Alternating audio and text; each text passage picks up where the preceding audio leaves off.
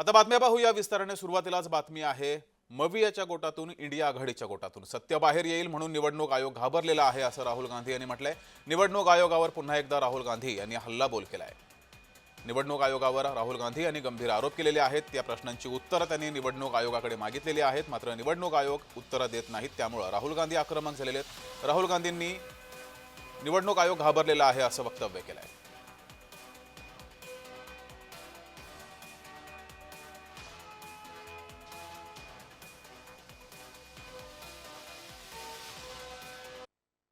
300 MPs election commission से मिलना चाहते हैं और कहते हैं कि हम डेलीगेशन लेके आएंगे, हम आपको एक डॉक्यूमेंट देना चाहते हैं। इलेक्शन कमीशन कहता है नहीं, 300 एमपीज नहीं आ सकते हैं। तो यही हालत है, क्योंकि डरते हैं। 300 एमपीज आ गए और वहाँ पे सच्चाई निकल आई और हमने उनको थोड़ा जो उनके काम की सच्चाई है दिखा दी।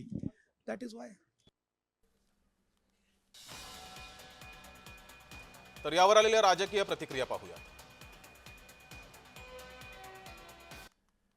एक्चुअली बात नहीं कर सकते, रियलिटी ये है, क्योंकि सच्चाई देश के सामने है।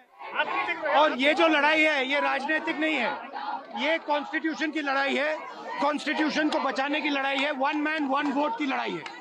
इसीलिए हमें साफ प्योर वोटर लिस्ट चाहिए।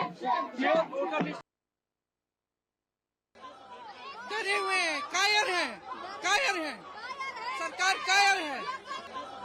डरे हुए हैं, कायर हैं, कायर हैं, सरकार कायर है। क्या कहेंगे मैम, डिटेल करके पुलिस हम शांतता मार्ग से ही हमारी लड़ाई जारी रहेगी। तो अब आगे किस तरह से मैम करेंगे? महात्मा गांधी जी को आदर्श मानते हैं, उसी तरह हम आगे लड़ाई करते रहेंगे।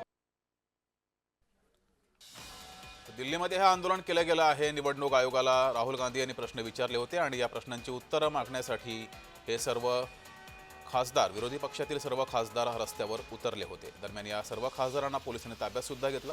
त्यानंतर काही खासदारांची सुटका सुद्धा झाली।